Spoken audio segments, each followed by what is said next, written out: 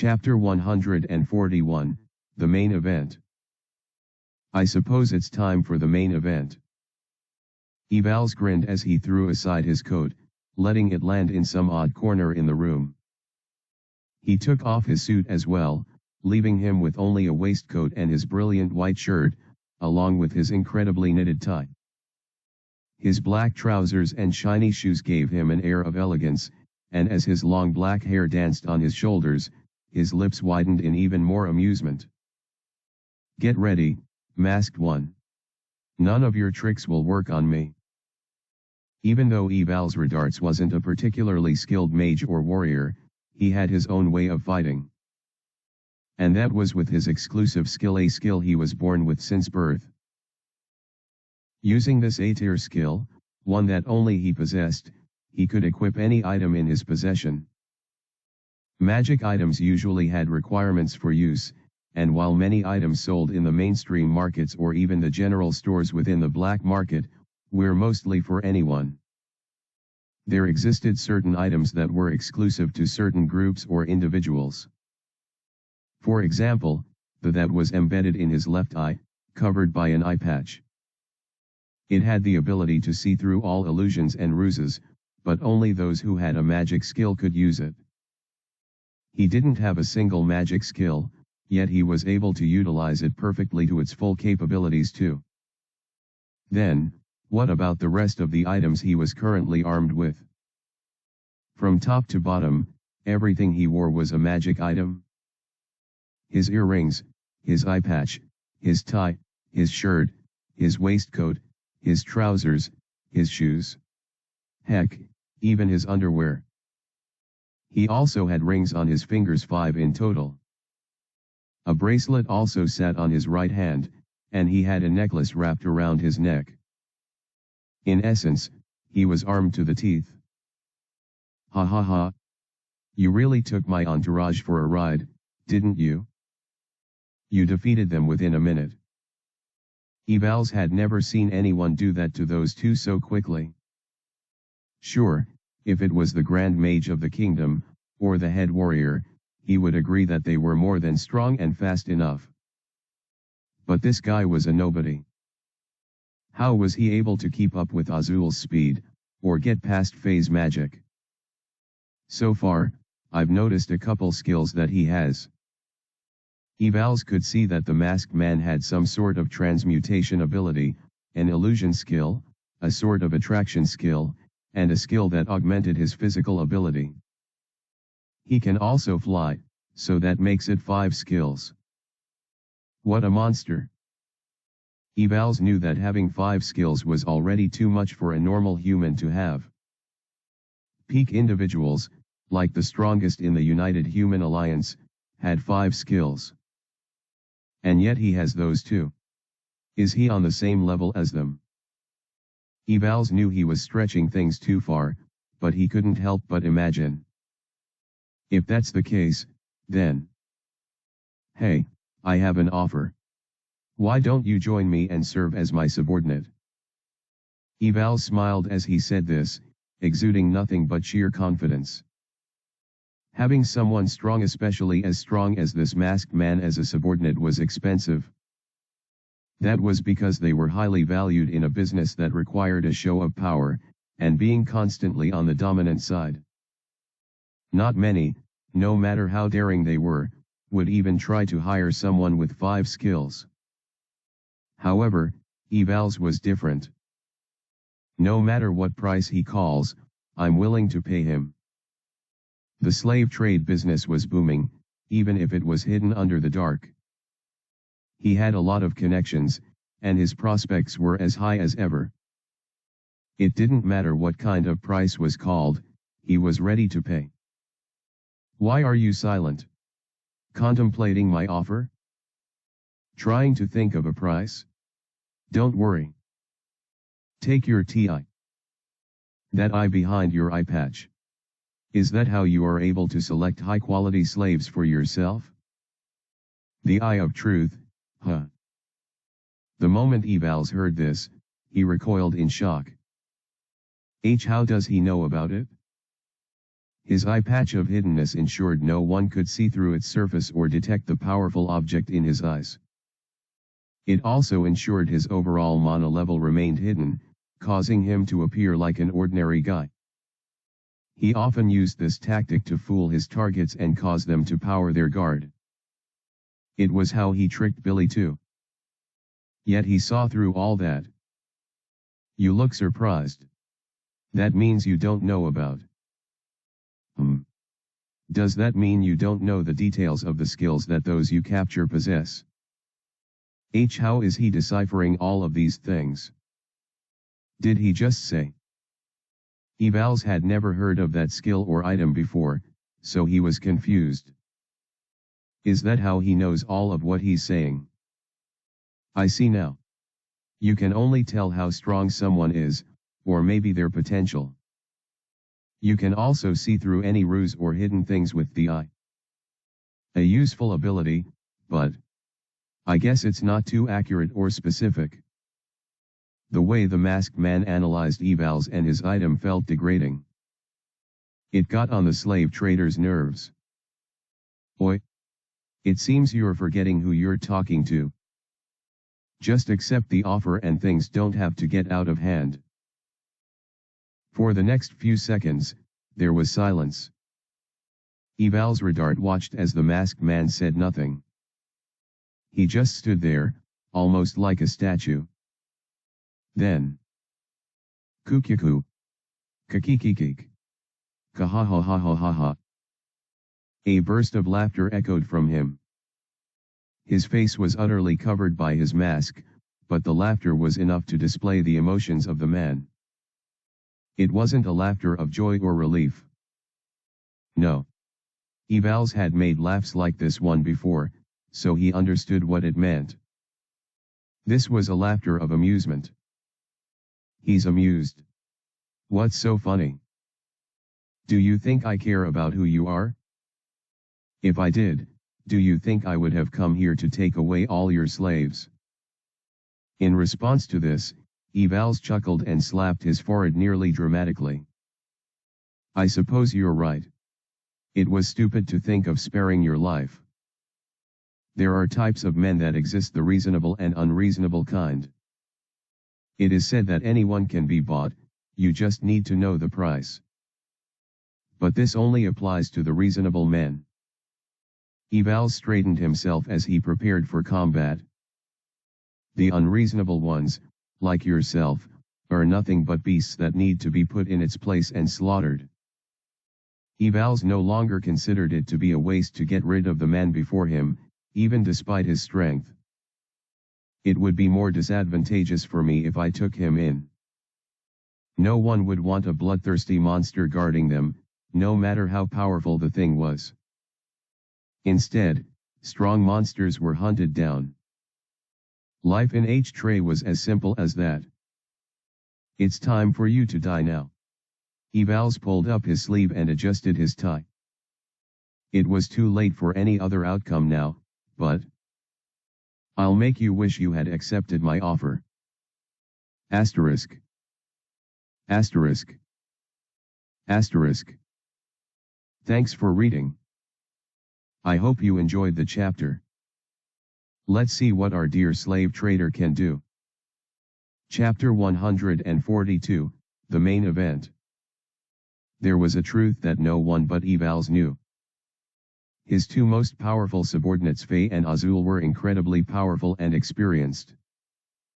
However, compared to him, they were nothing. Evals had always made it a personal principle of his to be stronger than his subordinates by all means necessary. The only reason behind his entourage was to give him an air of authority, and also so he didn't always have to deal with the violence himself. That was why, even though the two of them were so easily defeated by the masked man, he didn't so much as flinch. He could see everything, and he knew from what he saw that he was stronger. And now, it's time to put this fool in his place. Whoosh. Evals swiftly teleported right in front of the masked entity, certain that he would surprise him by utilizing such magic. Ha ha ha. phased yet. Spatial magic was very rare.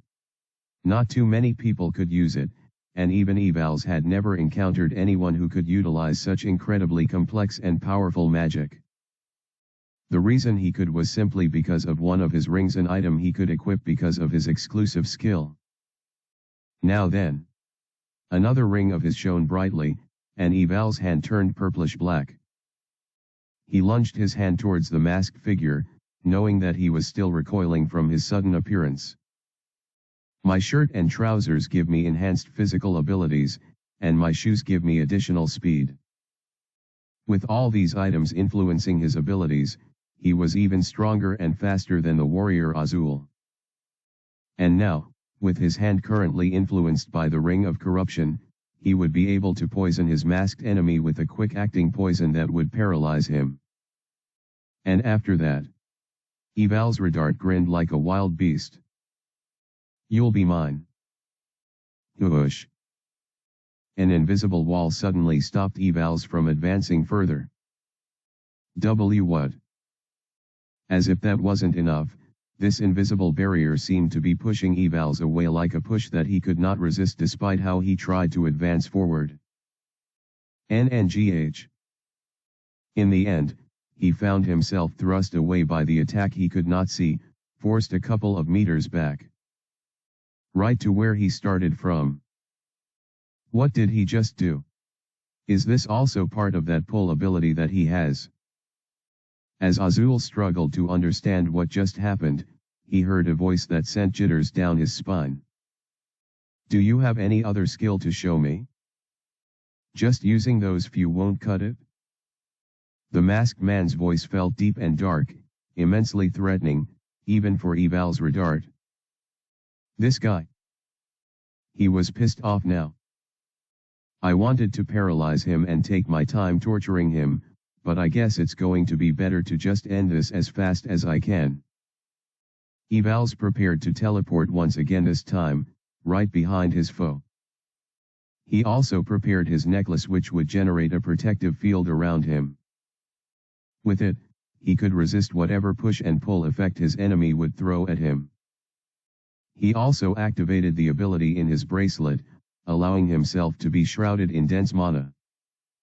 His 3 other rings gleamed as they granted him lightning, wind, and fire affinities. With these, as well as all the enhancements he had received earlier, Eval's Redarts felt invincible. He was at his peak right now, and no one could stop him. Let's see how he handles the combined might of all my items. As he grinned widely, preparing to teleport and then throw the most powerful blow that would blast his foe into smithereens, he heard a comment that caused his body to tremble slightly. You finally showed me everything. I guess I should end this now. Whoosh. In a flash, before Eval's Redart could even process a fraction of what was said, the enemy appeared right in front of him. Huh. It was the same short-range teleportation that he had just used. How? How did his adversary use it? See, could it be? Eval's bloodshot eyes widened as he stared at the masked figure of death. Has he always had that skill? If that was the case, then Evals had been miscalculating all this time. This man before him didn't just have 5 skills. He had 6. No. If I count that appraisal thing he said before, and how he knows so many things about me, then it was probably 7, perhaps even more. Evals didn't have a wealth of imagination to possibly comprehend just how vast his opponent's skill set was. He only knew one thing. He was screwed. Boom. A surge of energy blew off all the defenses and mana armor that Evals had activated. In that instant, his defenses were left bare. Someone like you. Who would do this to innocent ones? You don't deserve to live. As Evals heard this, he felt some kind of liquid dripping down his pants. His legs felt hot as they trembled as he gazed upon the crimson eyes of the masked man. Please spare my. Boom. A sudden punch landed on his stomach, causing the waistcoat BD shirt he wore to rip to shreds. Just like that, layers of his defenses were torn apart. Evals had gotten most of his items both for his subordinate and for himself from the Carrie Blanc group, so he was certain of their quality. For this single man to do this to such high-value products, it just went to show how immense his power was. This masked fellow wasn't a man. Evals was certain of it now, and all of his consciousness screamed it out as he opened his trembling lips. Why you're a monster? Boom. Yet another punch landed, but this time on Evals Radart's face. The impact caused his brain to vibrate within his skull as his body was sent flying to the wall within the room. He just the wall and it cracked, nearly shattering apart. Go arc. Evals puked blood out of his mouth as he felt his body growing hot with pain.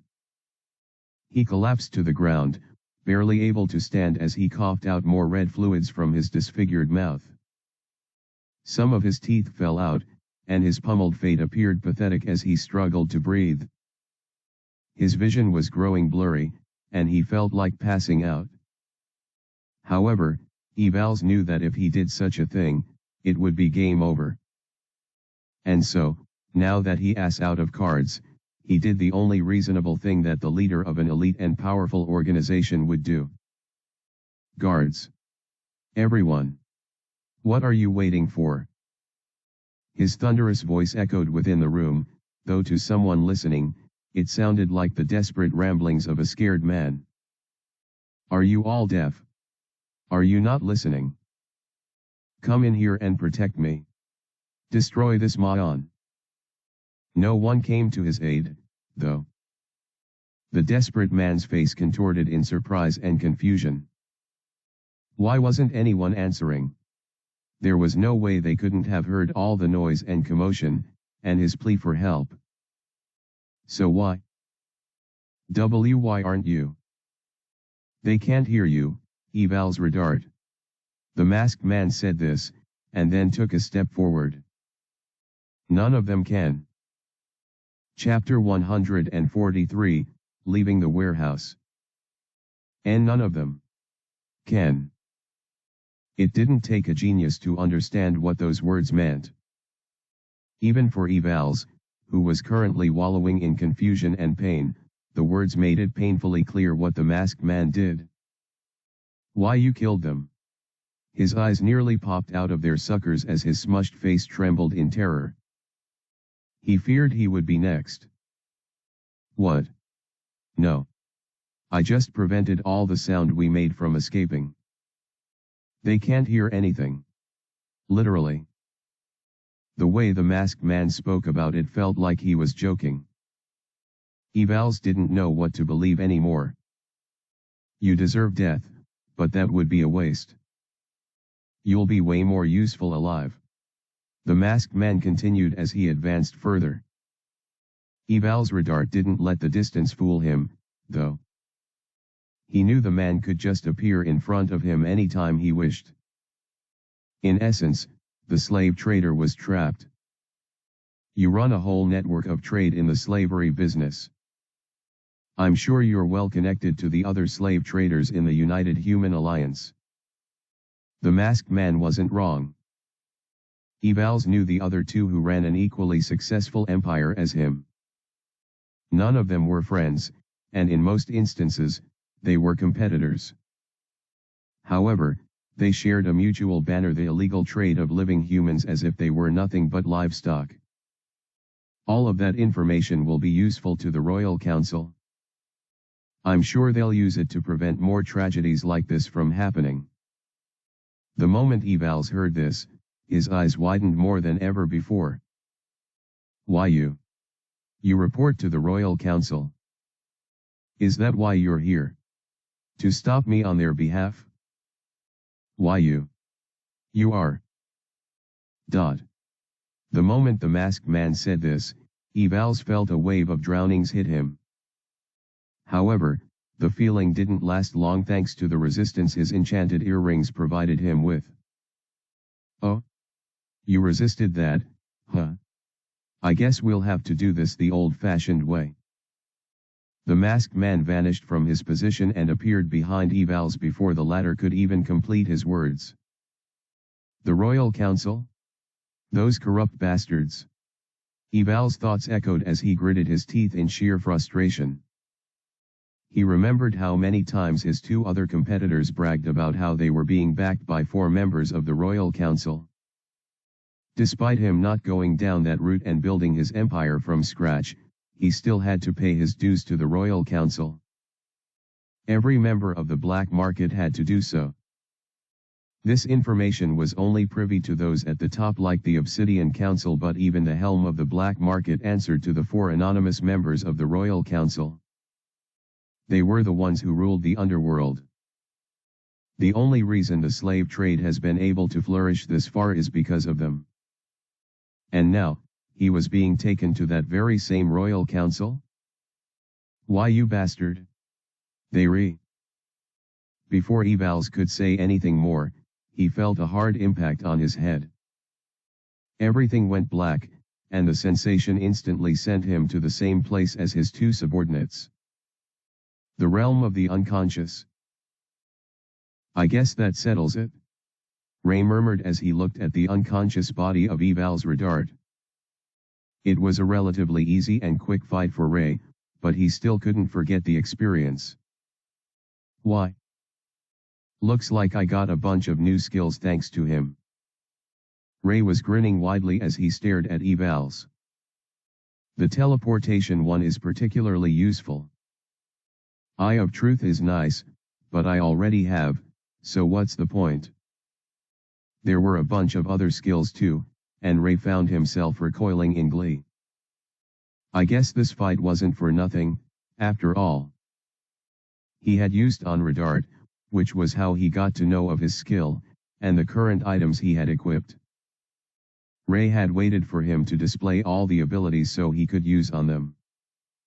Thankfully, the slave trader didn't disappoint. Since he was done with Evals, it was time for him to finish the job once and for all. And, to make sure this entire place is out of the reach of people like Alderd, I better destroy everything. Ray took one final glance at the 2 other unconscious people in the room, and then Sylvia's hanging corpse. He knew within himself that the people he had shown mercy to were absolute monsters.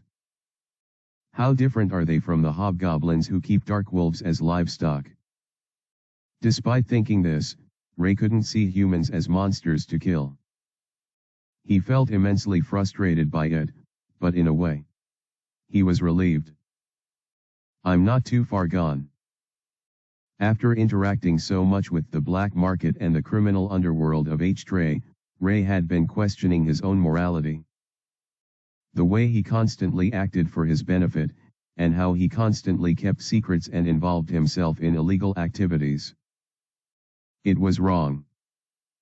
He knew that fully well, yet he indulged in the act repeatedly. However, on this very day he finally understood the difference between himself and the true denizens of this dark world. He didn't compare to them in the slightest. There were lines he couldn't cross, and there were acts he would never indulge in. And that brought Ray relief. At least, I know I'm not a monster too. And he never wanted to be. Ray sent out a small spatial orb of darkness towards the compound that stood before him. What happened next did not come as a surprise to him. The darkness expanded, swallowing everything in its path in order to feed its endless hunger. In no time, it grew large enough to consume the entire warehouse building, eating away the compound as well as the surrounding land.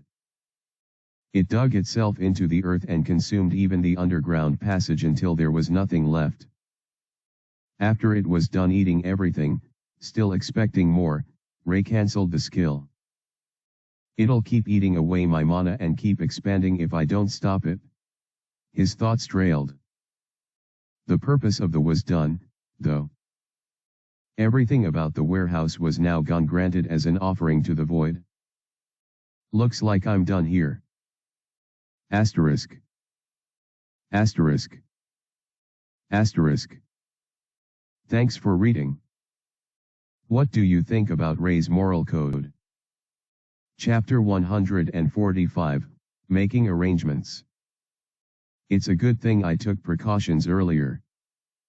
Ray sent his gaze to the unconscious Esme, focusing on the ring that graced her finger. I'm sorry, Alicia.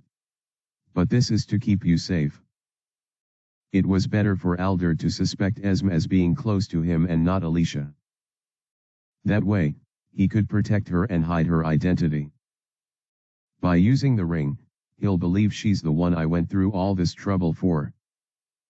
However, despite all the factors, Alderd was apparently still not convinced.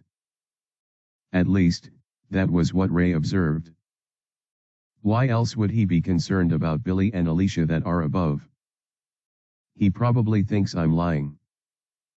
Thankfully, Alderd didn't have any proof that it was the case. Still, I better be careful. Ray thought to himself. At the very least, he comforted himself with the fact that all of this would be over soon enough. He just had to complete his activities here for the day. It's getting late already. I better wrap things up. Where do you intend on transporting these slaves to, by the way? Once he heard the question, Ray already had the answer to give. The royal estate. Once Ray said this, Alderd and Yuri expressed instant shock.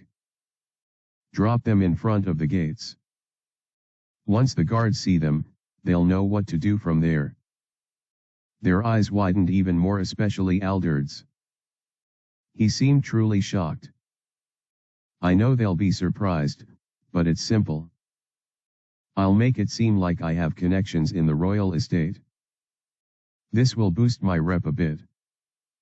According to Ray's plan, the guards were his connections. He would pretend as if they were his agents, and that they would help him preserve the merchandise in a secure location. I don't have any other foothold in town. And if they're transporting so many people, it's bound to draw attention. This is the best arrangement.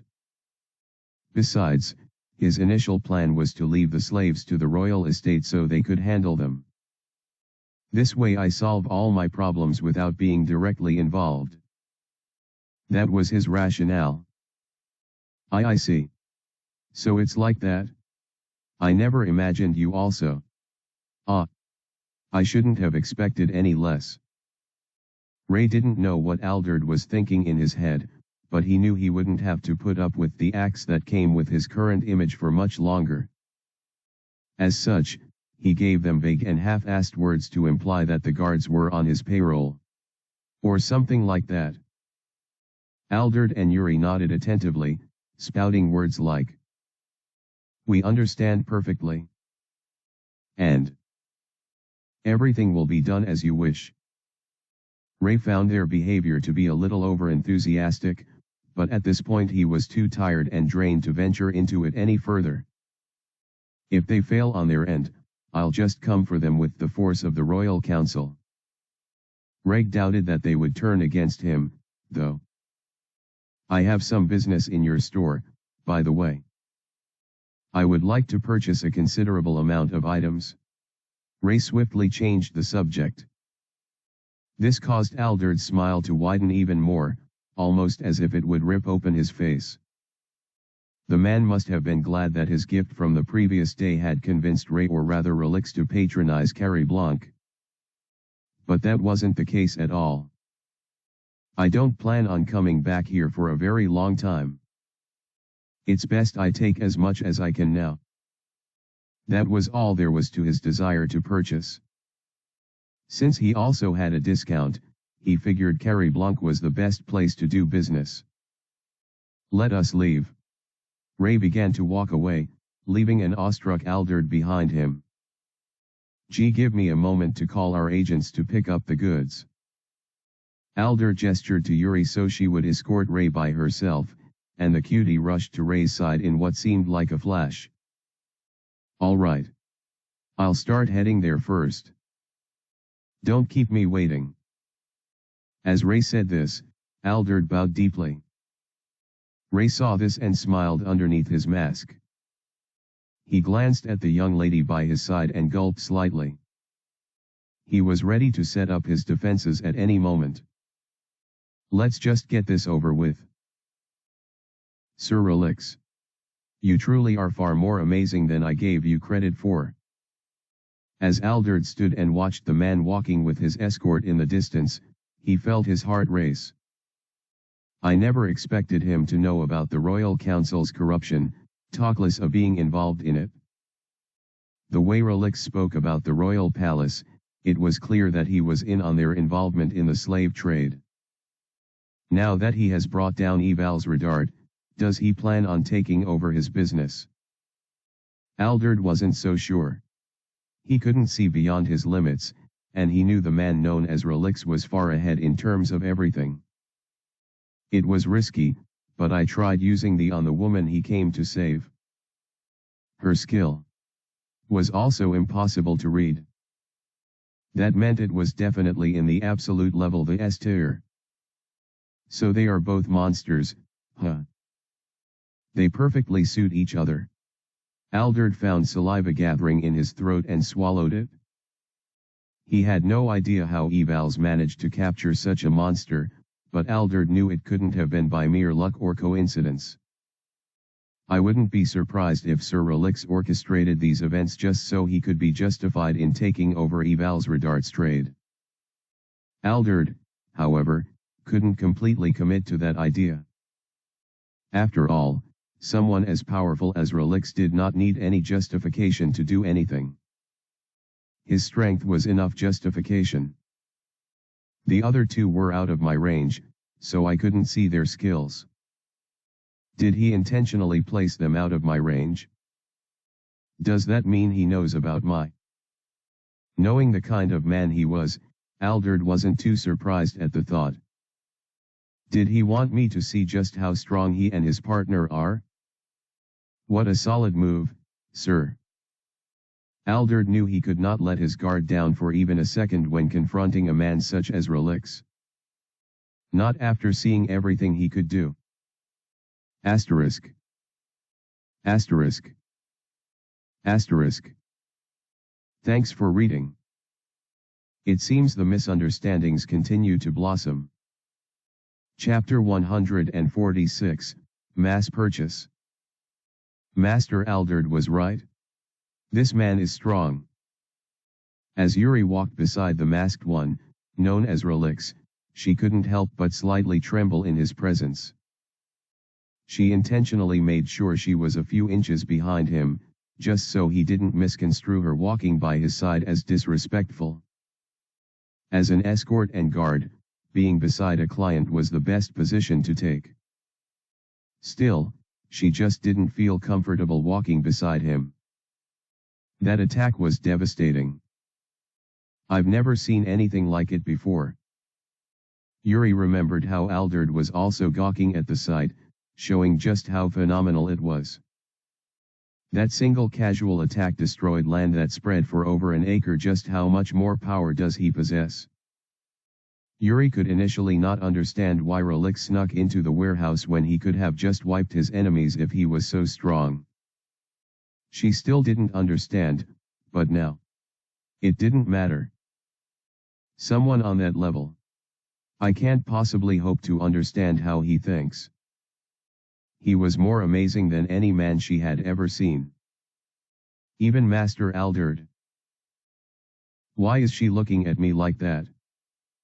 Ray felt uncomfortable as he felt the intense gaze of the girl who was walking beside him. He had noticed it when Yuri took a few steps back, and that made him even more anxious. Is she planning something? I thought I already showed her and Alderd that I am a force to be reckoned with. Did I not do enough? Ray's thoughts were in shambles, but he made sure to maintain his guard. Now that I'm only carrying these three, the drain on my mana has reduced tremendously. His mana recovery skill was even slowly increasing his mana. Still, it hadn't reached the point where he could comfortably use his skills. Stat-wise, I'm not sure who's stronger. He couldn't afford to use since his mana level was so low. I guess, if push comes to shove, I'll just escape with Alicia. I should be able to do that much at least. As he thought of this, he remembered the system's instruction to save Esm, and he also remembered how important Billy was to the grand scheme of things. He's an asshole, but he's still an otherworlder. Once Ray settled on these thoughts, he realized that he couldn't really afford to leave anyone behind. As a result, he could only sigh and hope the worst didn't happen. This will soon be over anyway. Alderd soon caught up to Ray and Yuri, confirming that the workers of the Carrie Blanc group had already begun the transportation. Once Ray asked about the means of payment, Alderd shrugged it off as unnecessary. It's still within the capital anyway. There's no need for someone like you to bother with that. Ray wondered if this was yet another way Alderd was using to make him feel indebted to the Carrie Blanc group, but he didn't really care. He wasn't one to say no to a freebie. Besides, since he intended to let go of the black market lifestyle soon, he knew that the man's efforts were in vain. The trio walked in silence until they reached the Carrie Blanc group's main building. Ray was greeted with the same respect as always, and they didn't waste any time before reaching the room that he was looking forward to. The VIP section of the Carrie Blanc store. I'll have this. And this. This too. Ray stood as he instructed the gentleman who was helping him pick whatever item he selected, placing them in his cart. He had chosen 10 items thus far, and he didn't plan on stopping. There's no need to hold back now. Ray's thoughts trailed as he kept choosing. I probably won't have this chance again, so it's best to make the best of it now. He had a discount with the Carrie Blanc group, and he had their goodwill as well. I also have thousands of platinum coins, so money isn't the problem. Now was the time more than ever before to get as many goods as he wanted. Considering the fact that I'll be kissing this life goodbye, I might as well enjoy the most of it.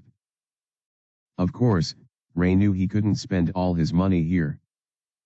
He didn't even think it was possible for him to do so. However, he also knew that holding on to his money without properly using it was stupid. I realized it when I fought evals, and even before then. Having enchanted items was necessary for his growth.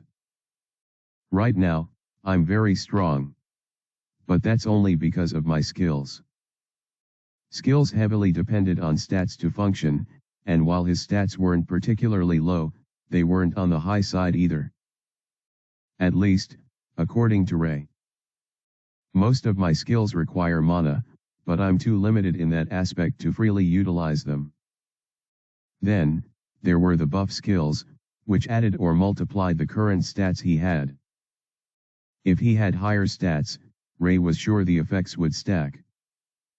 Even skills like, etc. can only do as much as my combat ability stat allows them to.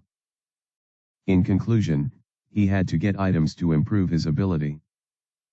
And that includes good weapons too. After seeing Noah's weapon, Trish's blade, and heck, even Yuri's sword, he knew he had to get his own. Let's not talk about Adonis' divine sword. Ray knew he had the same skill that could allow him to have the same weapon, but he also knew how careless it would be to use it.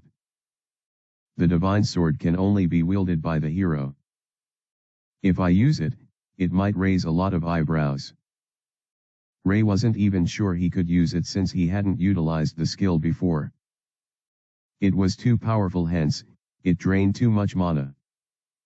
As he picked more items, Ray fell into another line of thought. I wonder how we were all able to use our exclusive skills so easily when we were first summoned. Everyone was in level 1, and their stats were pretty bad when they were first summoned. They shouldn't have been capable of utilizing their skills, especially the stronger ones. And yet everyone did. How? Ray's skill didn't cost mana to use, so he was safe. In fact, his was more like a passive skill. But he knew that others actively required more mana than they would have had back then to use their skills. Alicia summoned something back then, but when we were doing practical training, she said she doesn't have enough mana to use her skill. It made no sense, so there clearly had to be a discrepancy somewhere. Does it have something to do with the fact that we were just coming from that domain of God or something? Perhaps they were overflowing with mana or something when they first arrived. Or did we have like a one-time free use on each of our skills? Maybe that's it? Either way, Ray recognized that without such a convenient mechanism, he wouldn't have been able to get all of his classmates' skills so easily. Well, that's all in the past. Ray smiled as he pointed at yet another enchanted item he desired. It's about time I focused on the future. Asterisk. Asterisk. Asterisk. Chapter 147, Concluded Business. That will be all. As Ray, or one could say Relix, stood before the counter, once again taking in the fanciness that surrounded him. Of course, Alderd was right next to him, so he couldn't properly enjoy the pristine ambience of the store. At least Yuri isn't here. The very disturbing girl had gone back to her post, and so she wasn't going to be a bother to him anymore. Now then. How much have I spent so far? Ray stood as all his goods were calculated before his very eyes. He bought about 50 enchanted items, and then hundreds of potions, so he imagined his total expenditure to be in the hundreds if not thousands of platinum coins. However, what he heard next shocked him. 295 platinum coins in total. He was downright surprised once the total price was mentioned to him. Is this the power of a discount? Ray wondered to himself as he stared at the smiling lady behind the counter. He unconsciously glanced at Alderd, and his smiling expression didn't change in the slightest. It was almost as if this was the most natural conclusion that could be arrived at. Well, I mean, if this is how it is, then who am I to say no? Ray accepted the discounted items with a smile on his face, paying with ease. He utilized his for the transaction and also for storing all the items he got.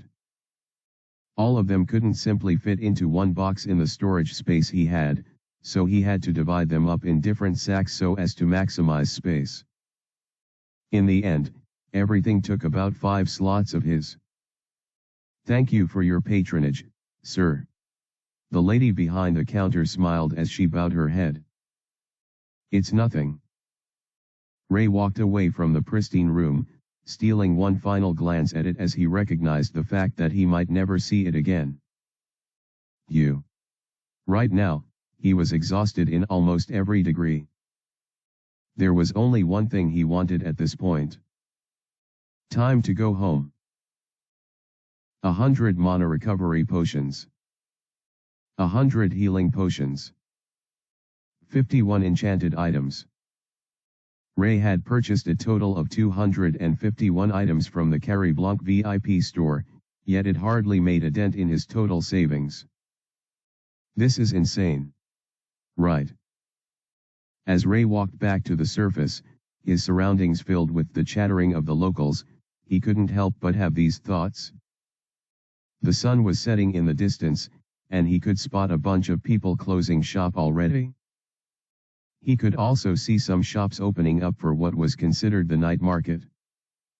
The evening breeze felt refreshing, far more so than the stifling air of the black market.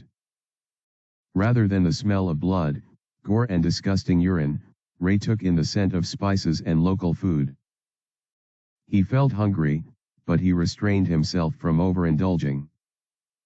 After all, he knew he was in trouble. I missed the designated rendezvous time. It's possible that they're worried about me. He had the royal badge, so they could most likely track him. However, every competent mage who could use such magic had gone on the mission with Adonis. It was pretty late, so they should have returned, but they were bound to be very tired. I better return to the royal capital as soon as possible. He glanced around and noticed that no one was looking in his direction. That was because of one reason and one reason alone. He was currently using and no one could possibly see him. But, Ray wasn't alone, was he? He had 3 people he was currently responsible for. Billy, Alicia, and Esm. These 3 were currently being held by Ray on both sides. Since Billy weighed the most, and he was a guy, Ray carried him on his left side.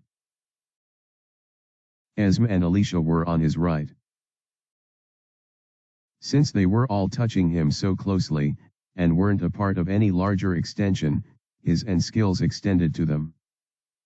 If that wasn't the case, everyone would just see 3 people floating, not knowing how that came to be. Ray glanced at the gleaming white ring that shone on Alicia's fingers and smiled. He had returned it to her the moment they left the black market. One would think that, with so much baggage that Ray carried, he would be bumping into so many people. However, he had also thought of that and came up with a pretty simple solution. Ray was currently flying above the populace while activating his other skills to make sure he as well as his baggage couldn't be detected. It's possible that someone with a detection ability could notice us, but right now I'm too tired. Ray thought as he gazed below him. Hundreds of people went about their business, and it seemed like no one really gave a crap to look upward, talkless of detecting him. With all these thoughts combined, Ray decided not to bother about the people and simply focus on getting home. And that was exactly what he did. Now then, let me set my plan into motion. The investigation squad were already returning to the royal estate after a very long, yet unproductive day. They had done their best, but nothing fruitful came of it. They weren't able to find traces of Alicia and Billy, and they were nowhere close to getting close to the black market, talkless of the slave trade hub. They had achieved nothing. As they took heavy steps, their feet trampling on the pristine tiles that decorated the entry to the royal estate's gates, they noticed a commotion. Huh? What's that? Are those? Right before their eyes, a small distance from the group, was a dark-cloaked gentleman who was backing them. He was surrounded by guards, but not in a particularly hostile fashion. It was simply because of the 2 individuals that lay at his feet. The very otherworlders they had been searching for all day. Alicia and Billy. Asterisk. Asterisk. Chapter 148, The Adventurer Relics. Who? How? This is. A mixture of confusion and relief could be seen on the faces of every guard as they looked at the 2 unconscious teenagers on the floor. Their disheveled hair and unkempt attires didn't remove an iota from their identity. These were the otherworlders. The head guard, who was just in as much shock and awe as his subordinates, knew he had to pull himself together. Their actions were not befitting of the guards of the esteemed royal estate. If I may ask, sir. The head guard shifted his gaze from the 2 saviors of the world, and placed it on the dark-cloaked man who brought them. He was dressed like the night itself with a pitch-black hooded cloak, an obsidian mask that had a skull-like design, and his inner attires also echoing nothing but darkness. He seemed like a shady man, but what kind of shady individual would do something like this? Please, who are you? As the head guard said this, he gulped. He was a great fighter, and he had been trained by the head warrior Brutus himself, but even he wasn't too confident about fighting the man before him. Something about his vibe exuded strength, and an aura of darkness seemed to shroud his mysterious persona. The head knight felt it was just his imagination, but he could also smell the stench of blood on him. This had to be a testament of his power. Still, despite the sheer tension that the masked man caused around him, his deep voice was calm and soothing. "My name is Relix. I am an adventurer, and I just happened to be in the capital." His words were simple, but they were so vague that no one present knew what to make of them. Fortunately, he elaborated. "A certain boy requested my assistance for this mission. He told me all he had was a single gold coin, and that if I wanted more, I should complete the mission and come to the royal estate for a bigger reward." As the man called Relix said this, more men approached him from behind. They belonged to the undercover investigation unit that had gone out since early in the morning. Their weary faces seemed to be breaking into relief, but they weren't out of the woods just yet. This boy. What was his name?" the leader of the investigation unit asked as he moved closer, only to stop the moment he felt the intimidating pressure of the mysterious Relix.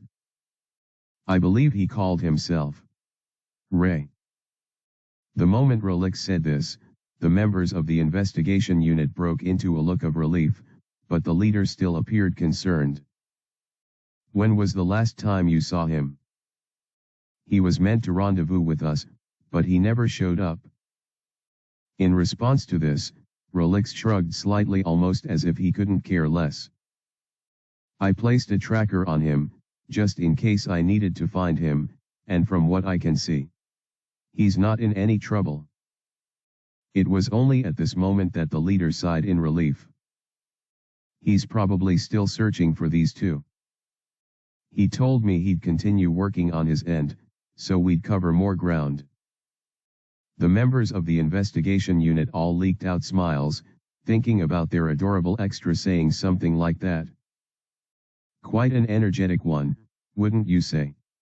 Relix said, almost in a chuckle. Both the guards and the members of the investigation unit all nodded, some chuckling in agreement with his words. "Could we perhaps settle the details indoors? It feels a bit clumsy having this sort of commotion outside the gates of the royal estate," the head guard asked, a bead of sweat dripping down his forehead. He had a friendly smile on, even though he was going for a firm facade. "Aye, indeed. We'd need to discuss at greater length on the matter. I'm certain the members of the Royal Council would like to meet with you and reward you for your effort." Before the head of the investigation unit completed his words, Relix raised his hand to interrupt. "I do not care for all of that.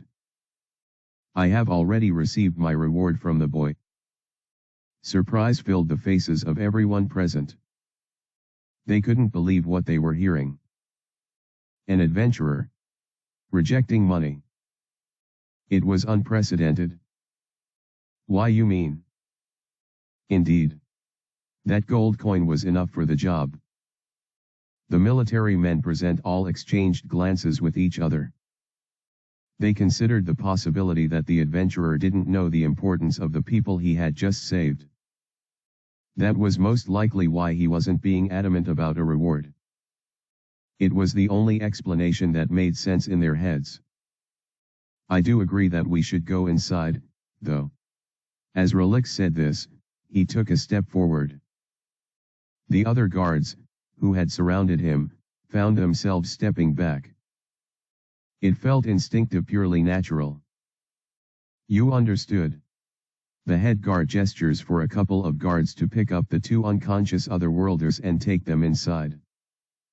Once they did so, moving as quickly as they could, everyone else could advance.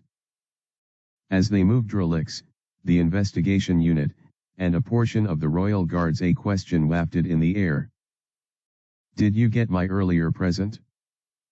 The slave trader and his merchandise?" The moment Relix asked this question, everyone froze up. That was you." A slight chuckle escaped Relic's unseen lips as he shrugged it. That was you. A slight chuckle escaped Relic's unseen lips as he shrugged it all off as if that achievement was nothing.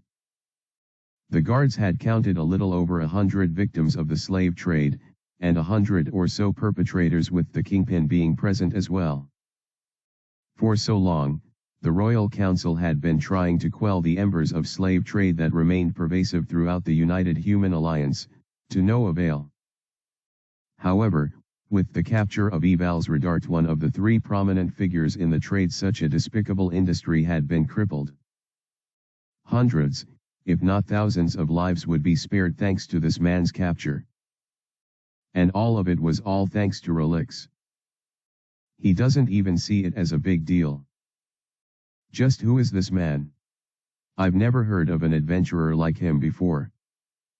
The head guard found himself thinking as he swallowed yet another round of saliva. How are they? The victims and the criminals. Normally, matters like this were kept confidential. No outsider could know the inner processes of the royal estate, or how matters were being handled within its walls. But this time, things were different. The head guard felt as though not telling Relix would be somewhat wrong. He didn't know why, but it felt almost natural to say the truth to this man. The victims are being treated. We'll make sure they get good nutrition and medical treatment. Once they're stable, we'll ask them some questions and try our best to return them to their homes. Every guard or soldier present knew this was their responsibility. The least they could do, considering the fact that they were too incompetent to prevent the capture of these victims in the first place. I see. And what of the criminals? Relix said in his consistently calm manner. They'll be interrogated, especially their leader, to extract relevant information about their other business chains and the entire industry as a whole. Relix nodded slowly. It appeared that he was pleased. Strangely enough, everyone present was happy to see that. Asterisk. Asterisk. Asterisk. Thanks for reading. Looks like Relix is now playing the good adventurer card. I wonder where this leads. Chapter 149, The Royal Council Acts. As the sun dipped in the horizon, the royal estate was filled with what could only be described as a mixed reaction. The Royal Council, which had been deliberating on several affairs all day, was first of all interrupted by the news of slaves and the responsible slave traders mysteriously appearing in their front gate. The reason they could recognize them as slaves was simply due to the tags that each person had on. Those who didn't have tags were recognized as the lowlives of the underworld due to their enchanted items, or markings on their bodies that earlier investigations had deciphered to belong to a criminal mastermind known as Evals Redart. What was most surprising was that this very Evals Redart was also among the unconscious ones that were presented at the royal estate's gate. No one knew who brought them, or how they ended up there in the first place. One moment, the entire passage was empty, and the next, it was filled with bodies. The Royal Council was immediately alerted about this development by the head guard, considering how big a step towards progress this all was. However, the mixed reactions that were given was, to put it very mildly, very unexpected. Grand Master Conrad and Lady Vita seemed immensely satisfied by the news, but the other three had somewhat cautious or even worried expressions. Of course, no one suspected them of any malevolent intentions or thoughts, so their reactions were simply chalked down to intense surprise. And so, while bright smiles decorated a few faces, dreary looks were plastered on the faces of others. The Royal Council meeting didn't end yet, though. There were a bunch of issues to be addressed, after all. They merely gave instructions to the guards and continued. However, the second wave of news caused them to adjourn their gathering. And it was none other than the report of the return of the lost otherworlders, along with the man who found them. Relix. Conrad's brows twisted the moment he thought of the name once again. He knew of the prominent adventurers in the Adventurer City, but he had never heard of that name before. Is he perhaps a new face? But from what I just heard, he doesn't seem like an amateur. The very fact that he was the one responsible for capturing Eval's Redart, and busting up the capital's branch of slave trade, made him a force to be reckoned with. Conrad felt it was absurd that he hadn't heard of the name before. After all, the Royal Council meeting they were having prior to the interruption was centered around the most viable adventurers. Currently, he and one other member of the Royal Council were on their way to the guest quarters to see this mysterious benefactor of theirs. Vita and the other two went off to see the otherworlders who were currently receiving medical support. The soldiers told them that their condition wasn't too dire, especially Alicia's, but they still had to see for themselves. As a result, the Royal Council had to be split into groups. Conrad and the man beside him, Knox, had contrasting expressions on their faces. While the former had a relieved, but curious facade, Knox appeared more tense and worried than anything else. "Are you all right, Knox? Ever since the first news, you've been a bit off." Really? Maybe. I'm not too sure myself." Knox, an older fellow with spectacles on his face and long white beard, smiled. Whenever he made expressions like this, he appeared like a wiry old man, but Conrad knew he was capable. After all, other than Vita, Knox was the one he trusted most among the Royal Council members. They had been close since before the United Human Alliance was formed. In a way, this old man was like an uncle to Conrad, considering how close his father was to Knox. Maybe he's just stressed out. "We've been having our meeting since morning, and it has gotten pretty late already." Knox wasn't getting any younger, so being active for so long must have taken a toll on his body. Conrad felt for the old man, but this time their meeting couldn't be helped. After all, it was one of utmost pertinence. "We'll probably have to continue it later tonight or early tomorrow." That was how important it was. "But first, we have to meet this Relix fellow. If he is indeed an adventurer, then maybe. Just maybe."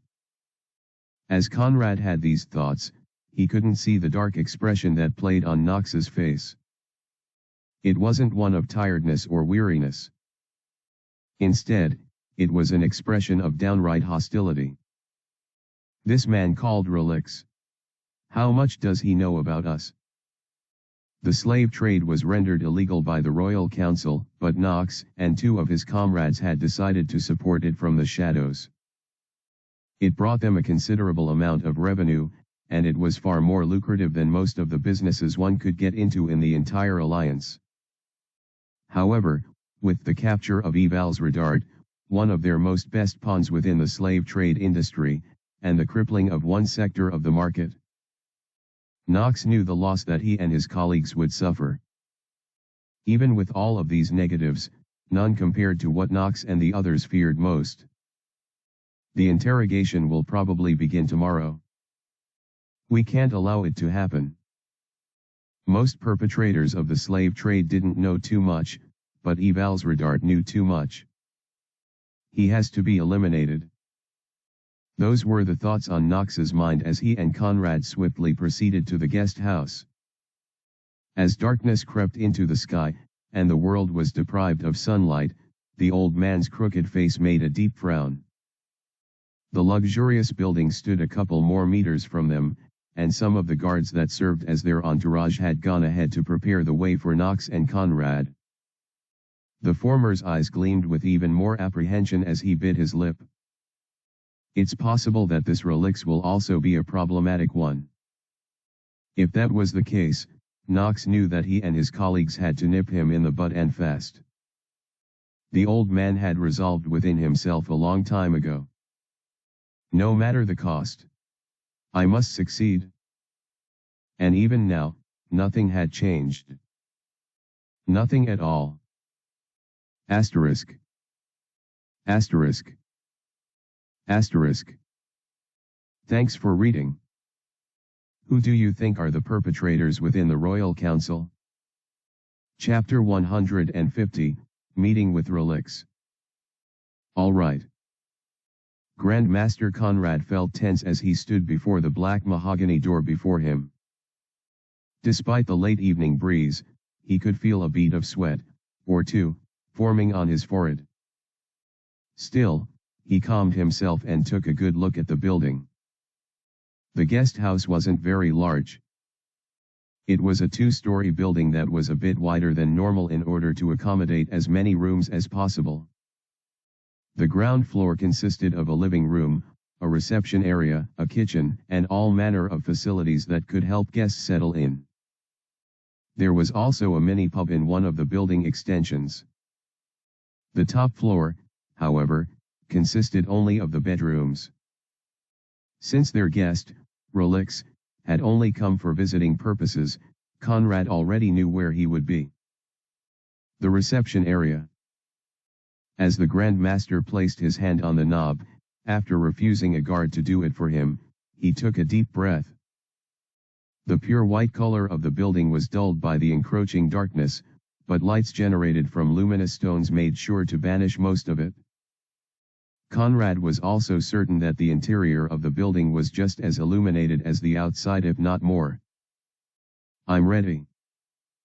Grand Master Conrad twisted the knob and opened the door steadily. He was greeted by the inner beauty of the building.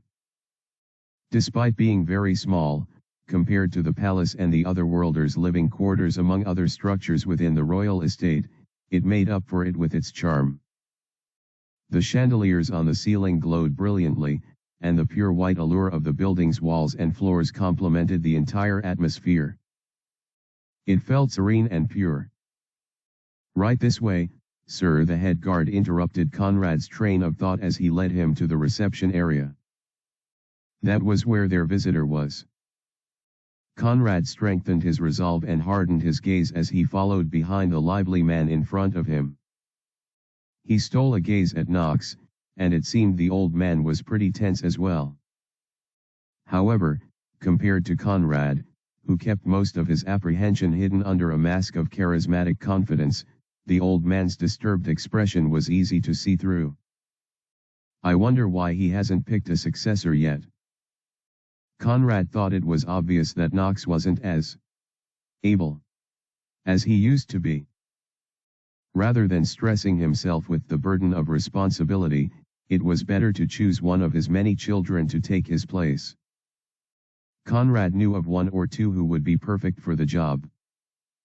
All he has to do is present one to us, and we'll review the successor before giving our verdict. Knowing Knox's standing in the Royal Council, if he chose a capable person, everyone would give a positive vote. Maybe I'll bring it up again. But first, I have to deal with this issue. The reception area was right around the corner, and the head guard was already standing in front of the door that led to it. Conrad took this as a prompt to quicken his pace, but out of regard for the old man, he maintained his steady steps. I wonder what kind of man this Relics is. Conrad regretted not asking for details from the head guard or anyone who had seen him. He was running in blind. A few moments later, Conrad found himself standing before the pure white entrance to the reception area. It wasn't a very large room, but it was more than enough to fit in a group of 10, perhaps 20 who desired to have a discussion. Considering the fact that only Conrad, Knox, and the head guard were going to be the ones inside along with Relics, of course that meant there was more than enough space. The head guard opened the door for them this time, prompting Conrad, Knox, and finally the head guard to proceed inside. The interior of the reception area was just as beautiful as every other part of the guest house. It had a small chandelier on the ceiling, with pure white visuals that occupied the senses. The comfy sofas were purely white, and the center table that separated the two sides of the U-shaped sofas was also pure white. Everything in the room was this color. Except one. Ahhh. Conrad nearly jumped as he saw the dark stain on the purity of the room. It came in the form of a seated man. His entire body was wrapped in darkness, and his crimson eyes glowed underneath his skull-like mask. The man was seated comfortably, resting his back on a couch while folding his hands. He didn't even move an inch when Conrad entered. Normally, when someone of the Grand Master's standing appeared before someone, they would stand and greet. Some even went as far as bowing. However, this figure remained in his post as if Conrad didn't even exist. Other than the movements of his glowing eyes, it would be impossible to tell if he even saw them enter or not. "Greetings, adventurer. Thank you for gracing us with your presence this lovely evening." It was around 7:30 p.m. already, so it was pretty much drawing closer to night. Still, Conrad stuck to his formalities. He and Knox sat on the sofa while the head guard remained standing. Both of his hands were behind him, and his rock-solid posture was a given for a guard. "Greetings, Grand Master. Councilman." The fact that Relix addressed them by their titles made it clear that he knew who they were, and the positions they held in the entire nation. So why did he remain so impudent? The answer was simple, clear for anyone in the room to see. This man known as Relix was strong. "Haha. You can just call me Conrad. My friend here is Knox." Conrad gave a light, friendly chuckle as he tried his best smile. "I'd rather not. Now, then, shall we get to the serious matters?" As Relix said this, refusing a gesture of casualness, the air in the room quickly transformed. The influence of his presence grew even stronger as he leaned forward and sat upright. His crimson eyes were fixated on Conrad, and it seemed like they were pulling him into them. However, before the Grand Master could even process what was going on, his thoughts were interrupted by an imposing question. "What do you want?" Asterisk. Asterisk. Asterisk. Thanks for reading. Where do you see the story going? I wonder. Chapter 151, Meeting with Relix. What do we want? Conrad found himself stuttering for a moment due to the suddenness of the question, but he quickly corrected himself. He never expected this man to be so straightforward. Even for an adventurer, one whose name wasn't even well known, he was being quite bold. "I believe I already told your guard over there the details of my actions. I also informed him that I do not need any reward," Relix said very calmly. His voice wasn't imposing, but it wasn't respectful either. He was just terribly blunt, saying things without a filter, or regard for who he said them to. Conrad didn't realize when he started to respect him. "The reason you two, esteemed members of the Royal Council, would want to meet with me is because you want something." He emphasized his point and drew closer. "So what do you want?" Conrad felt pressure unlike anything else he had ever experienced until now. He indeed wanted something, but the fact that Relix had taken the initiative meant he no longer had the advantageous ground. It was taking him longer to articulate his intentions and present them in a way that suited the current context better. "First of all, we'd like to thank you for your help. For finding those two for us. As I explained to the guard, I was only doing a job. I was paid by a kid who happened to be desperate. I would normally not have accepted it, but since I could sense his sincerity, I decided to take the job." The way Relix said it made everything seem like common sense. He, a very capable adventurer, just happened to be around to help a desperate boy. However, no one could fault him. In cases like this, a truth seeker would be most useful, but Conrad didn't dare bring such a thing before a guest whom they owed so much to. He doesn't even have any reason to lie. He clearly seeks no reward with us, else he would have tried a different approach. This was especially why Conrad was so on edge. I find this too unbelievable. Does such a good-natured person really exist? Surely, he must want something. But, judging from how Relix spoke, it was certain that the script had been flipped. It wasn't he who desired something, but the royal council. In essence, they needed him. Well, he's not wrong. At this point, Conrad gave up trying to cut corners and simply decided to get to the point. I understand. He made a heavy sigh. Judging by the personality of the man before him, being as honest and open with his intentions was the best thing he could do in the current situation. Once that settled in Conrad's mind, he decided to follow the path and see where it would lead him. How would you like another job, Sir Relix? The moment Conrad said this, his face completely changed from the fake smile he constantly had on. For the first time in a while, his mask fell before a stranger, revealing his concern and desperation. The Grand Master knew that, just like the boy who hired him, most likely he had to be sincere. A job? What kind? The dark-cloaked adventurer asked with a deep monotone. Nothing about his voice indicated that he had a special interest in the job being offered, but his crimson eyes glowed a tiny bit brighter. At least, that was what Conrad thought. It's in the royal dungeon. It's a rescue mission. Conrad could sense something akin to surprise in Relix's tone, and he could understand why. The royal dungeon was off limits to adventurers, so only those working for the royal council got access to it. Since it was a national treasure, and contributed a large share to the Alliance's economy, it wasn't a place for private mercenaries. Until now. We're desperate. Brutus' team hasn't been rescued, and even the rescue team that went in hasn't returned. Luciel was supposed to send some kind of message to the Royal Council once they were done with the rescue and were on their way out. However, so far there was nothing. It's been over 12 hours since they ventured in, yet we've not heard a word.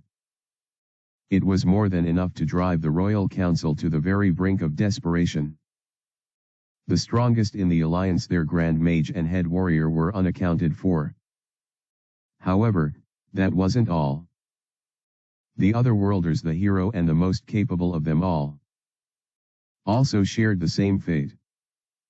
The only good news they had was the return of Alicia and Billy, but those two wouldn't be enough for the task ahead. Without the hero, and the other immensely talented and powerful forces that were currently trapped in the Royal Dungeon, the United Human Alliance was as good as screwed. The entire Royal Council meeting, which spanned 4 hours, was all about finding a solution to the issue. In the end, the only viable option was to hire adventurers.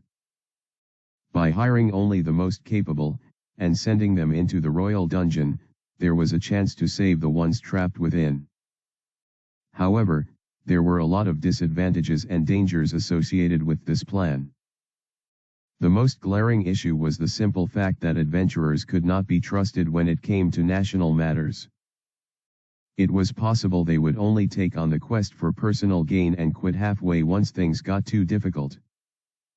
They could also steal resources from the Royal Dungeon and bail on the real mission.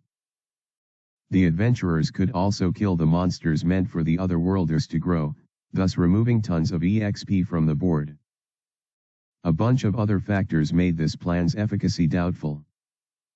Then, among the myriads of disadvantages, there was the very obvious problem of competence. Even if they risked it all and put their trust in the most capable and honorable adventurers, could they reach the 99th floor on time? Was it possible for the adventurers to rescue the hero and the other valuable assets to the Alliance before it was too late? That question remained unanswered. Asterisk. Asterisk. Asterisk. Thanks for reading. This chapter was shorter than usual, and I apologize for that. I have no excuse. Chapter 152, Meeting with Relix. Right now, we need competent and trustworthy adventurers who can be guaranteed to complete this mission. Conrad's eyes met Relix Crimson Iris's as he had this thought. He seems like a good fit to add to that equation. If they had him on their side, a powerful man who could be moved by sincerity, then there was hope to get even more adventurers on board. Billy and Alicia won't recover on time, but if they do, then maybe we could enlist their help too. Conrad considered his last lines of thought and wondered if it was indeed the smartest choice. What if the mission failed again? Was it not better to conserve the other worlders they had left, rather than send them to their obvious doom? Thinking logically about the current situation, wasn't it an impossible task they were about to give the adventurers? If Luciel, Brutus, Hero Adonis, and the other otherworlders from Alpha class could not make it, can we really say any other group has a chance? The answer was an obvious no. Despite this, Conrad didn't know why he was still clinging to a hope that maybe he was wrong. Maybe there was a sliver of a chance that the problem would be solved. After all, if it wasn't, then the end of humanity was certain. Tell me more about this job. Relix's voice woke Conrad from his troubling thoughts. His eyes darted around, registering the pure white atmosphere, before eventually settling his gaze on the man of darkness. Well, the thing is. Tell me everything. Conrad felt some kind of chill in his body the moment he heard that. He knew he wasn't obligated to tell this adventurer the details of national affairs. He couldn't divulge some secrets to him. However, Conrad didn't know when he began to open his lips and explain their desperate predicament. And how badly they needed someone to help. I see. Despite Relix's no, Ray saying this so calmly, his thoughts were a jumbled mess. What the hell? They haven't returned yet. Ray was currently in his tough guy disguise, but he was truly freaking out on the inside. They haven't even sent a message confirming the rescue. What could be going on down there? He was confused, to say the least. Yes, the royal dungeon had incredibly powerful monsters inside its walls. But Ray knew full well that they weren't going to be too much trouble for Adonis and his squad. The last floors of a dungeon usually contain A-tier monsters, right? Ray learned all of this in the royal library. Mankind had conquered quite a few dungeons in the past, and never before had the monsters within them exceeded A-tier. Sure, the difficulty of the monster, especially the boss, depends on their skill sets and the kinds of abilities they have. Terrain plays a huge factor too, but still, they never exceed that limit. From what Ray had observed in the royal dungeon, it pretty much followed the expected patterns of a dungeon, so he couldn't chalk it up as an irregular. That was why he had so much confidence in Adonis and his team. An A-tier boss might have been too difficult for Brutus to face alone, but if Luciel, Adonis, and all his Alpha class classmates ganged up on the thing, there was no way they weren't going to win. So, how was this possible? Something must have gone wrong somewhere. It's definitely serious. Ray thought about Adonis, and how he had assured him he wasn't going to lose. He seemed a bit tense, but I'm sure he also knew what he was going to do. The only reason this could have happened was an unprecedented variable. Something no one knew about. Could this be the mastermind's work? I can't let them get away with this again. Ray felt impatient as he sat before Conrad and Knox, as well as the head guard. He wanted to rush out of the room and venture into the royal dungeon as quickly as he could. However, he controlled his emotions. As expected, Conrad didn't reveal their identities as otherworlders, but he told me everything else. Right now, all Relix knew was that the Alliance's most powerful force was inside the royal dungeon and needed saving. A simply transparent position to have. So how should I respond? Ray's original plan was to build a reputation within the royal estate and leech on them instead of the black market. If he could establish a proper connection with them, then it would be perfect.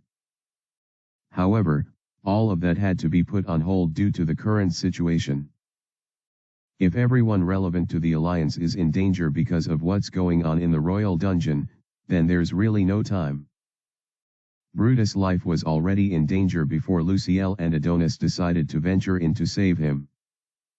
If this incident wasn't resolved as fast as possible, then everyone within the dungeon could just as well lose their lives. I have to hurry. I understand the situation. So, you'd like to hire me to go in and rescue them, right? He spoke in his usual Relix tone.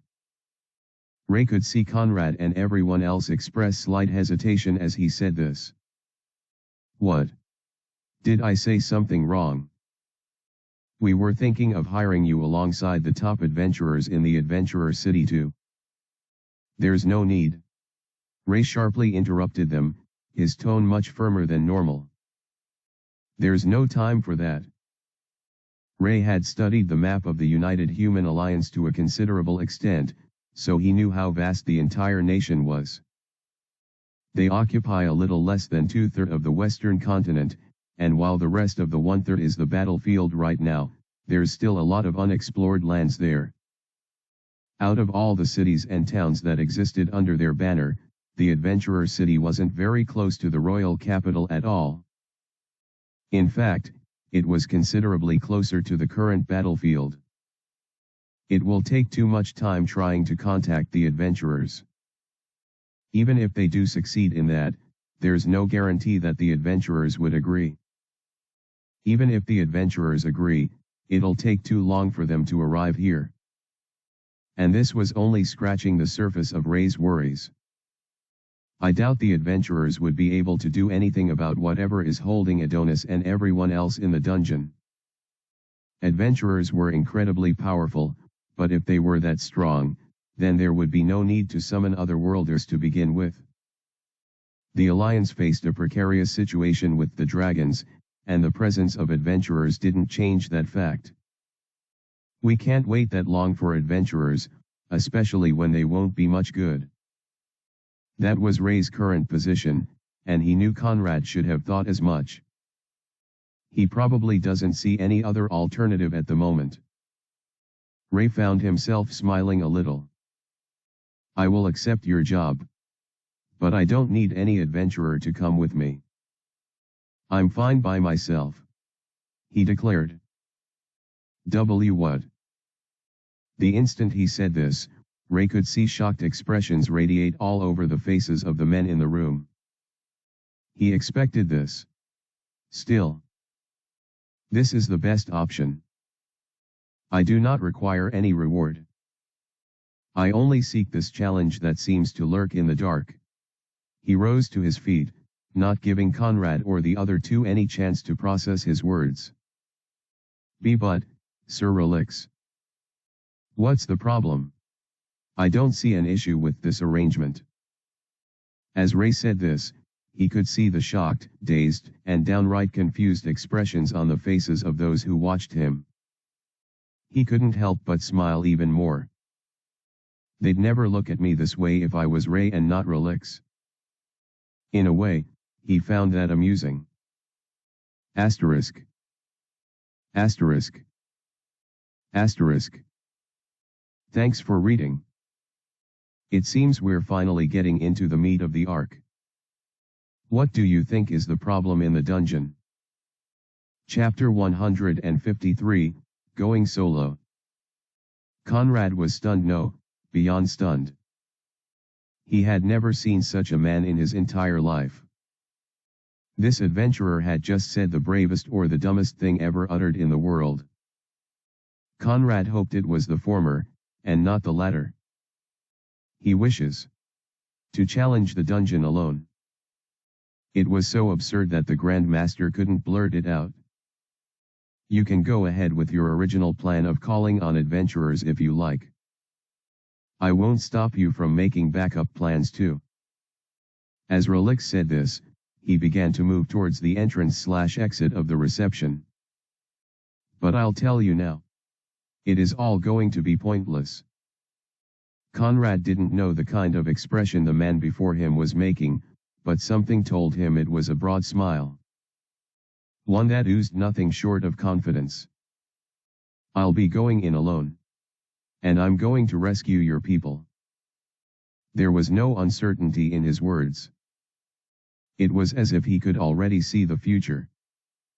Conrad found his heart racing as he listened as if he was a child listening to a fairy tale, hoping desperately that it was all true. He truly wanted to believe. How long do you think it'll take? Before Conrad realized it, he stood to his feet and blurted out a question.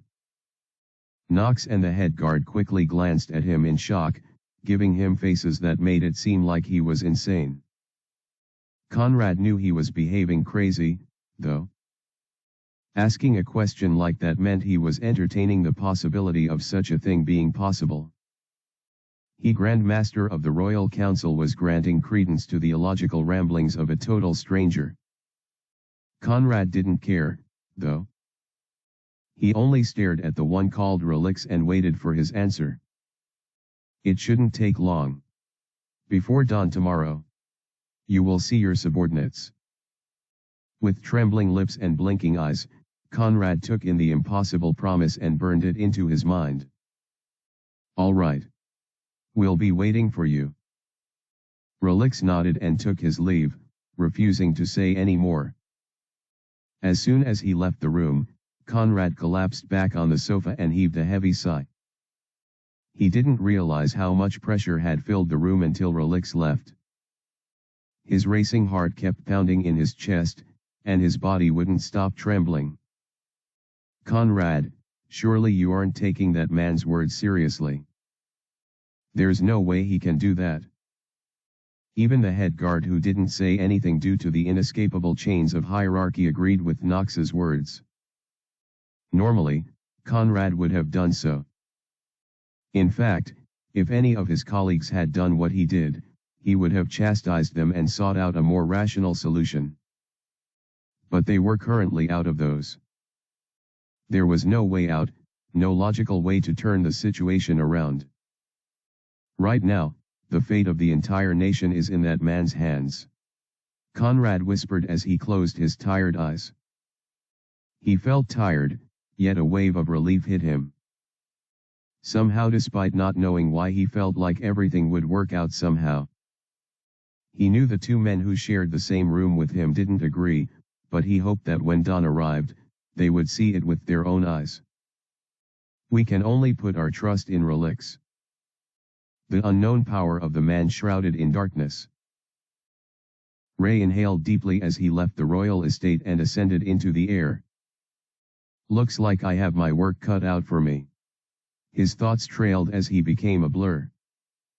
He glided through the sky, his gaze fixed on the path ahead. Free to roam the sky as he pleased, he increased his pace, causing the pressure of the wind to cause his dark hair to dance.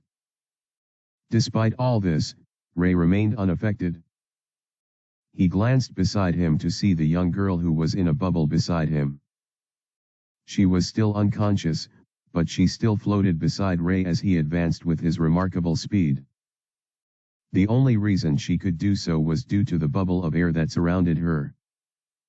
Wind magic can be pretty useful. Ray returned his gaze forward and spotted the royal dungeon just up ahead. Thanks to Esme, the half-elf girl beside him was currently being protected by his magic, and she had been beside him throughout his stay in the royal estate. Since he used to make it appear as if she wasn't there, no one had suspected him the slightest bit. Everyone who remained in the royal estate was weaker than Ray, and he already knew that much. The stronger ones went with Adonis, or were currently fighting at the forefront of the battlefield. The stronger ones went with Adonis, or were currently fighting at the forefront of the battlefield. Even if he was found out, he could easily tell them that Esm was someone related to him, and they wouldn't give him any further issues. After all, he was the hero who saved tons of potential slaves from captivity and toppled down a slavery empire all by himself. He also didn't ask for any compensation, and was considered by all who met him to be strong. Who would dare challenge his unverifiable words? No one. I would have liked to clean her up a little, but there's no time for that yet. Ray had already used on her right before they started flying, and he could see that she wasn't in any critical condition. Back then he temporarily placed the ring in her fingers to fool Alderd. She had healed up considerably. Her life was in no danger at all. Since I can't just drop her off anywhere, I just have to take her with me. Esm could wake up at any time, and since she knew his identity, Ray figured it was better to keep her close to him. 1824. Now that I'm looking at her from this angle, she looks kind of pret. What are you thinking about, Ray? Now isn't the time. Ray shook his head and decided to increase his pace and focus on the task at hand. His classmates, the only hope of the world, were in danger. I have to help them. Ray still had no idea what the problem was, but he only had one thought as he began his descent. Hang in there. I'm on my way. Asterisk. Asterisk. Asterisk. Thanks for reading. Now we're transitioning to Adonis and Company's side of things. I hope you've enjoyed the story so far. The true Royal Dungeon incident starts now. Chapter 154, The Royal Dungeon Incident. It seems we're all ready. As the sun slowly rose in the horizon, Adonis' blonde hair swayed with every instant his lips moved. His handsome face greeted everyone who stood before him, and even the equally beautiful Grand Mage who was beside him gave him all her attention. Right now, all 50 of the knights and mages that the United Human Alliance could offer stood before him. Also standing in front of them were the 5 other worlders who volunteered for this dangerous expedition. The determined expressions on their faces made Adonis smile a little. He had said all that needed to be said, and they were already briefed by Luciel, so there was no longer any need to keep the mission waiting. We depart now. Bwuyasha. A wormhole was opened right behind Adonis the moment he made this declaration. It shone with multiple colors, and it came from a cube-like item that Luciel held in her unoccupied left hand.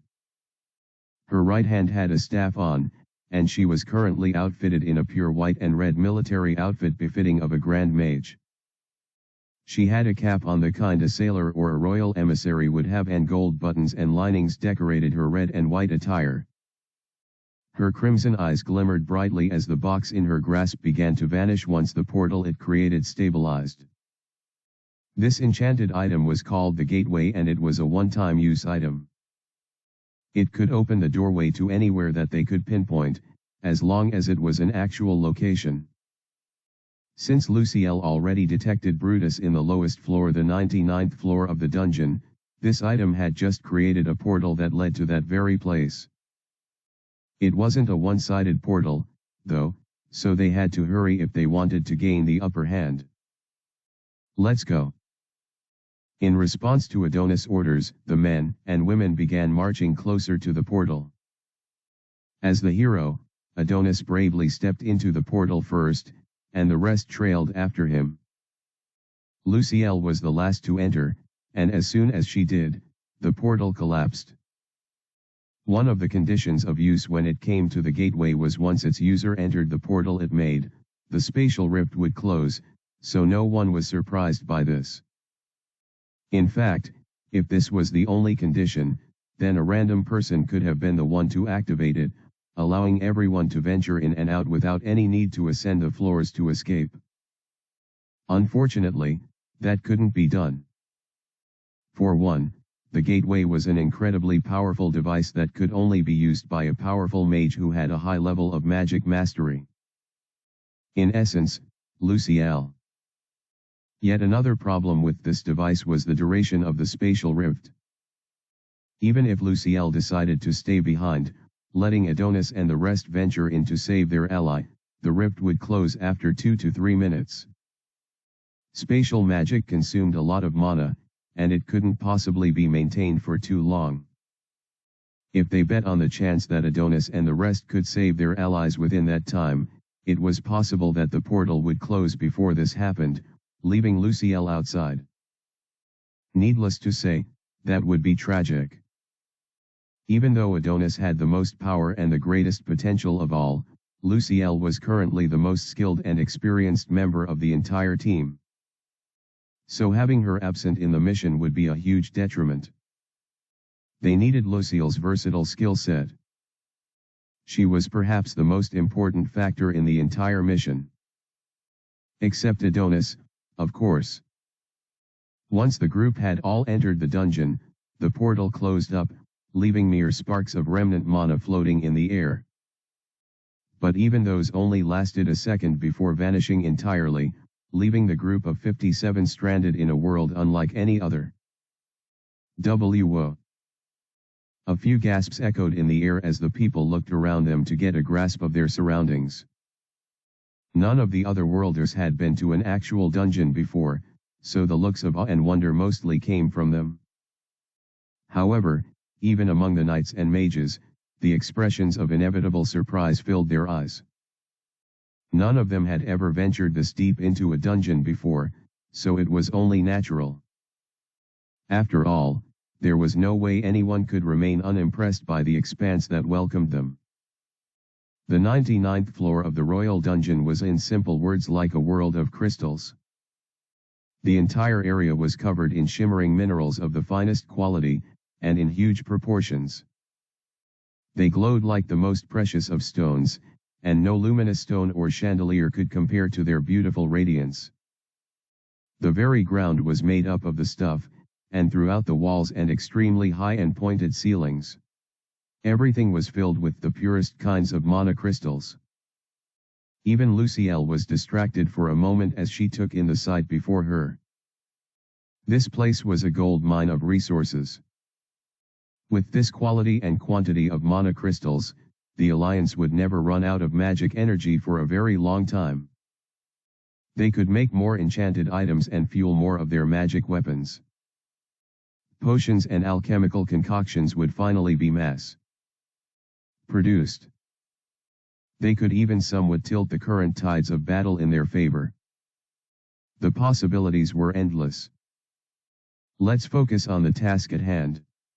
As Adonis spoke, the ohs and ahs ceased. His serious tone made everyone remember the weight of responsibility that rested on their shoulders. However, almost as soon as Adonis said this, even he became distracted by something. That. A couple hundred meters from where he and everyone else stood, there stood countless piles of crimson stones. These weren't mere stones, though. The monster cores. Adonis whispered, his eyes widening in sheer disbelief. He could recognize those piles anywhere. How are they? Here. Before Adonis could conclude his line of thought, though, a voice echoed in the massive expanse. Be Brutus. There he is. Yet another distance from them, much further than the piles of monster cores, there was an almost naked man. He had bruises all over his body, and he shamefully hung in the air, levitating through some sort of magic effect. His bushy beards and disheveled hair danced thanks to the current of magic that raised his body. Dried blood painted his bare skin, and his bulging muscles appeared helpless under the restraints of magic. He appeared unconscious, perhaps even dead. Lucille's eyes brimmed with hope as she saw him, and everyone instantly knew what they had to do. To the target. Adonis and everyone rushed to their target destination, though they all had it at the back of their mind to be on guard. That was the plan. but, oh, this is a surprise. Even they could not expect what came next. I didn't expect you'd come this early. Appearing behind them, in a swirling pool of bluish-purple distortions in space, was a colossal entity. It had a thick, scaly body that glowed under the illumination of the world that surrounded it, 3 twisted horns on its massive head. Wings spread behind it as its tail swept about, creating an irresistible gust of wind. Its brimming purple eyes stared closely at the group of 57, and it gave a twisted grin. No one needed an explanation as to what this being was. They all knew instantly. And no way. How can? This is. What kind of monster had been waiting for them all along? A dragon. Asterisk. Asterisk. Asterisk. Thanks for reading. Finally. We get to see a dragon finally. Did you all expect this? Chapter 155, The Royal Dungeon Incident. Terror. That was the only word that could properly encapsulate the overwhelming emotions that flowed through everyone who stood and watched. Who saw the emergence of a being that transcended their understanding. No one could move, not even Adonis. They all just looked in fear and trepidation, perhaps hoping they would not be struck down where they stood. This massive being over 15 meters in overall height was clearly beyond their means. It was invincible. I suppose this form is too much for you. Then. Whoosh. In a flash of purplish-blue energy, the dragon's colossal form slowly began to shrink. Its beastly form began to grow humanoid, until it finally condensed into an entity that could pass for a human save for a few features. It still had 3 horns protruding from its head, and its long hair shone with a bluish-black allure. It had split pupils, like that of a beast, but its eyes were mostly human-like, glowing purple. Its sharp teeth were hidden behind humanoid lips, and while it had a skin that vastly resembled a human's, scales appeared in multiple areas like a portion of its face, neck, and hands. It had wings behind it, and a tail still dancing back and forth, despite wearing what resembled an elegant blue suit made from the best of materials. Even in this form, a twisted grin remained on his face, and so its onlookers could not be at ease. This being was one of absolute destruction. No one stood a chance. You're not going to say anything? Even after making it this far? How boring. The dragon, now in the form of a pristine adult male, began to walk towards the group. Its formal shoes clacked hard on the ground, causing an echo to permeate the world around. You finally caught me. You figured it out. That should be a cause for celebration, no. More steps were taken. The 57 could not move back. There was an instinctive drive that told them that any sudden movement, even the slightest hint of defiance, would lead to their inevitable deaths. They could only swallow the saliva and wait. Perhaps hope for some sort of intervention from the stronger ones. From Adonis and Luciel. I can't say I blame you, though. This is why we dragons can never take your kind seriously. The thing chuckled.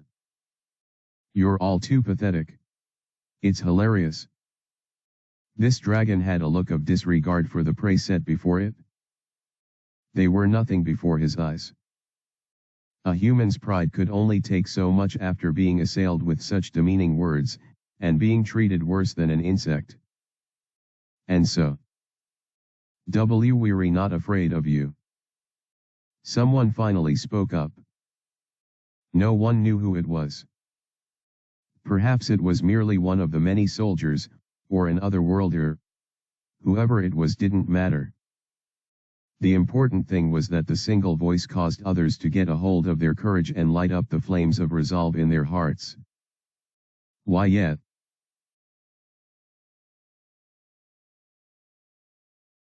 Humanity will never give up.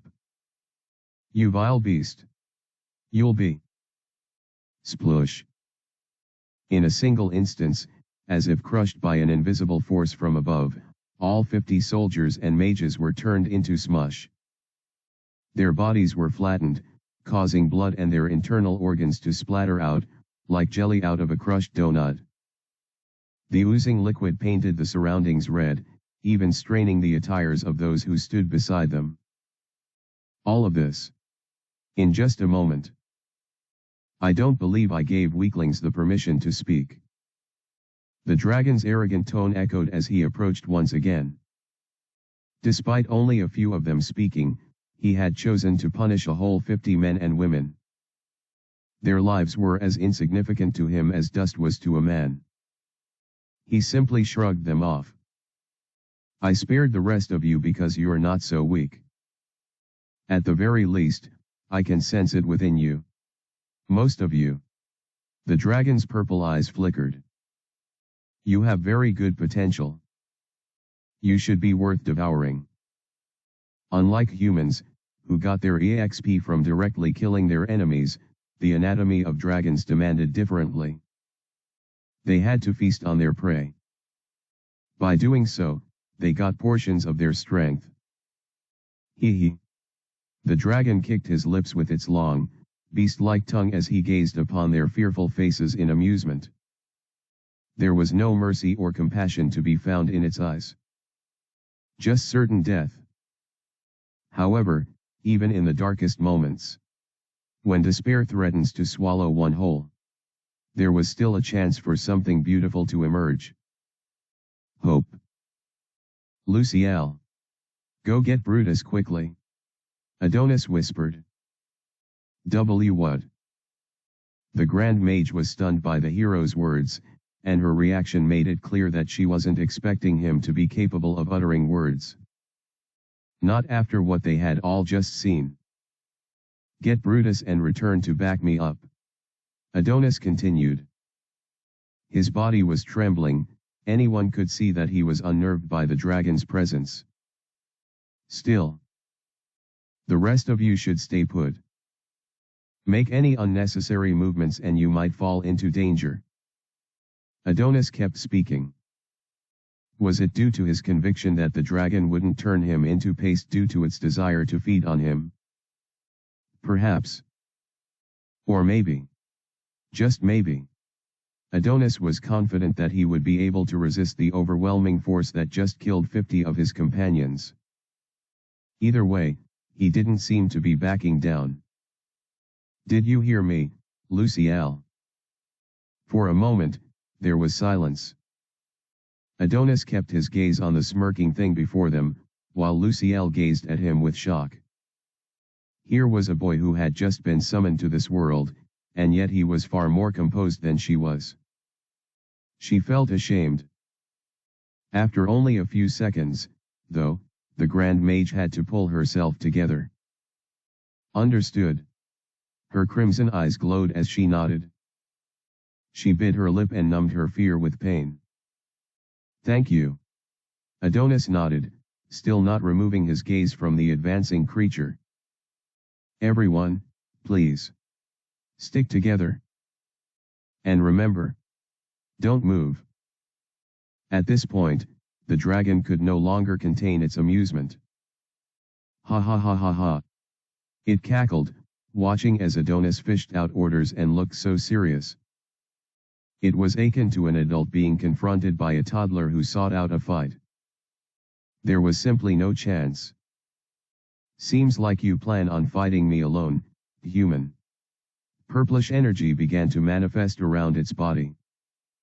The very air vibrated as a result of this revelation. I do. Suddenly, Adonis took a step forward. The loud clacking of his shoes caused the dragon's echoing approach to cease. It was now the blonde-haired boy who took steps forward. His body was still trembling, but he did not cease in his advance. Right here and now. I will defeat you. Suddenly, golden glimmers of light began to manifest around Adonis. Sparkles radiated within his eyes, hair, and all over the rest of his body. The tremblings began to get stronger. Many might misunderstand and think Adonis was scared just like everyone else. But they'd be wrong. Yes, he was indeed frightened by the sudden appearance of this impossible creature of untold horrors. However, that wasn't the cause of his bodily tremors. No. Those only existed for one reason. Rage. Asterisk. Asterisk. Asterisk. Thanks for reading. Do you think they'll be able to win against the dragon? Let's hear your thoughts.